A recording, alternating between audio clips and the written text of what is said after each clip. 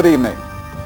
Before the dawn of recorded time, scientists believe, there existed a land bridge between the North American continent and Asia, where the Bering Sea now flows. It's across this land that Native Americans are thought to have migrated from the east. During their trek, did those early settlers intrude on the territory of a mystical creature which still inhabits thousands of square miles of forest from northern California to Canada? This beast crops up again and again in Native American mythology and has many names. Buckwass, Oma, and Sasquatch are just a few. But you and I know it as Bigfoot. Impenetrable woodland covers vast areas of the Pacific Northwest. Sparsely populated and largely unexplored, the region is believed by many to be the habitat of the mysterious and elusive Bigfoot, for whom the forests provide the perfect sanctuary. It's just fascinating to think that a large bipedal hominid, hair-covered ape of some sort is wandering around in these woods around us. There certainly is enough resources to support something like that.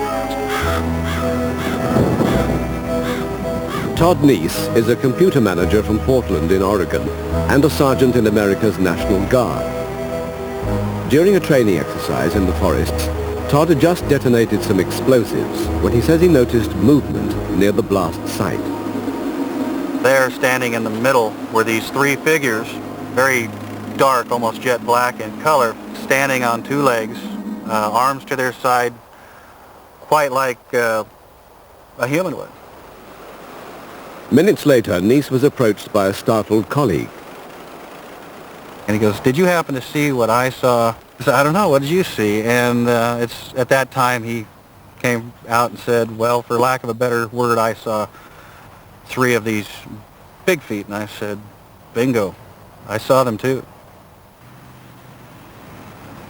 It's accounts like this which maintain the interest and curiosity of Bigfoot fans like Larry Lund. Since I was a kid, I've always been in wonderment of things that I can't prove are there, that I haven't seen. I'm an investigator. I go out to sites where there's been sightings of the creature or tracks. A lot of it, of course, is hoaxing, and you can tell, but we do get a lot of information. The legend of Bigfoot is so compelling that over the years, it's generated a minor industry. It's also encouraged hoaxers to make outrageous claims and falsify evidence. Here's an example of a lot of the fakes we get. As you can see, it doesn't have a real definite foot shape. And the toes are just straight across out to here and then real wide and bulbous. Now there's one toe there, and this one appears to be missing the little toe coming up.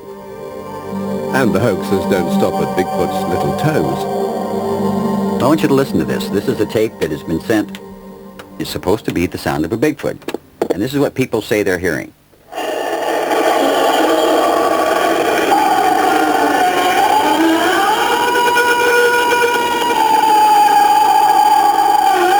This is not the sound of a Bigfoot.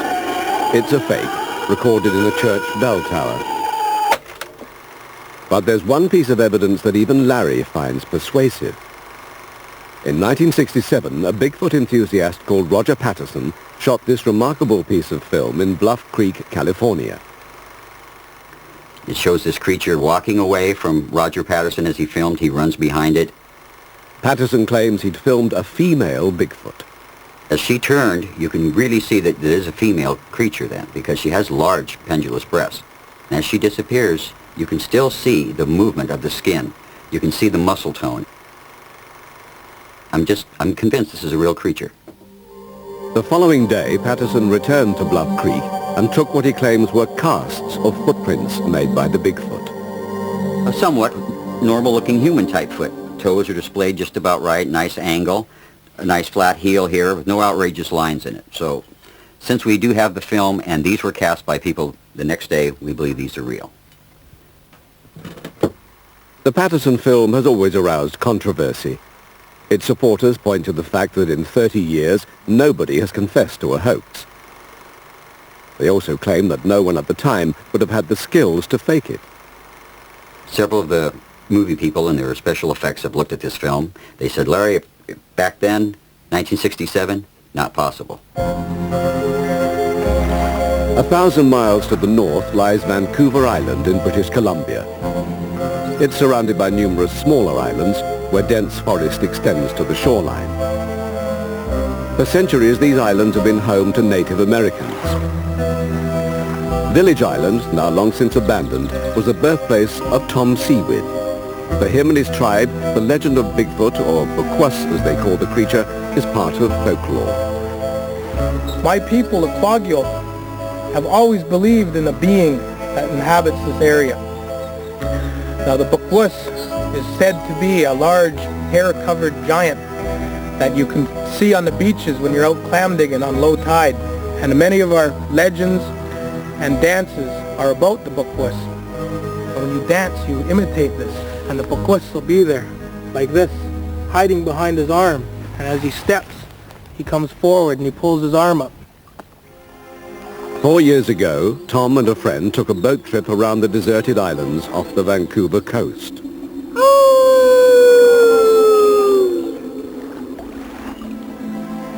Just as it got dark, I started calling for wolves to see if I'd get an answer from them. To my surprise, I got a call from the beach, but it wasn't wolves. It was a whistling, whooping sort of noise. Whoop, whoop, whoop. And at the same time, a really bad smell came drifting towards my boat. You smell that? What's that stink? We saw something move, a shadow come out of the bush. You see that, Dean? Yeah, I see it. And right there, the first thing I noticed was this great creature, like a human covered in hair, just boom. I was amazed because he'd done the same posturing that I'd been taught when I used to dance the Bukwus for my grandfather. I would estimate its width of its body was like a 45-gallon oil drum. That's how big it was. Jeez, look at that thing. Tom says he and his friend watched in amazement until the creature finally strode off down the beach. Bukwus I knew about as a creature that ate cockles and clams on the beaches and was shy of humans. You know, I've grown up with the legends. I guess I had my doubts, but after that night, no doubts. There is definitely some humanoid creature out there that is way bigger than a man, covered in hair, smells like heck, and shares the land with us.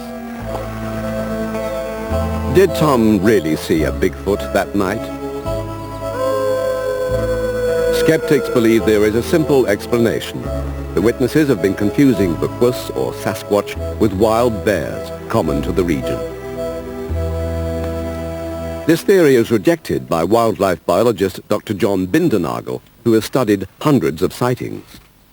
Sasquatch differs from a bear actually in several ways, although superficially there's a similarity. If we look at a Sasquatch, just the outline, it has a much shorter neck, long legs, and in profile, a very flat face. A bear, by comparison, has a very prominent snout, has very sloping or tapered shoulders, and has very short legs. And so, again, although there is this superficial similarity, it doesn't bear any serious analysis. One day in July 1985, the Bradshaw family from Washington State went on a camping trip deep into the woods. We had heard that there was a sighting of Sasquatch in the North River area and decided that we were going to go out and check it out. Yeah, we hunting as well as fishing here? You can't be too careful. It was a beautiful day down there, but yet there was an eeriness to it. It was just something that wasn't quite right. Fred and his son Rick went off to the river to fish, leaving Carol behind at the campsite. There was this total stillness. And the stillness does make you wonder, because you have a feeling when you're in the woods that there is something watching. And that was how this day was. At dusk, Fred and Rick returned to the campsite to join Carol for dinner. I decided, well, we'd get some sleep. Don't stay up too late, Rick. You want to get And then we'd get up later in the night, and then we'd go look around at night, because these creatures seem to roam more at night. What the heck was that? All of a sudden there was just this big, loud, like a big limb had fallen. Sounded like a tree came down in the middle of the camp. I don't know, maybe it's just a bear or cougar or something. Over there. A weird feeling hit me, kind of the back of the spine over the top of the head. And I said, Dad, do you see what I see? Here was this form that was standing behind a tree. It was just awesome to see. The Bradshaws claim this was no fleeting glimpse and the creature was in their sight for several minutes before it disappeared. They're insistent it was a Bigfoot. I saw what I saw, and I can't prove it to anyone else. You just have to have an open mind about it. Until a Bigfoot is captured, doubts about its existence will remain. Whether Bigfoot exists or not, Larry Lund believes the phenomenon fulfills a basic human need. I think it's the mystery of life. You need something to believe in, something that you can't quite see and you can't quite touch, but that it's out there and you hope that it's there. We need our monsters. The professor of anthropology at an American university recently called for a hunt to track and kill Bigfoot to prove its existence. If Bigfoot were found, the species' isolated life would be destroyed forever, along with a tantalizing mystery. In part 2, we look at the continuing fascination of Ouija boards and the misery and suffering they cause.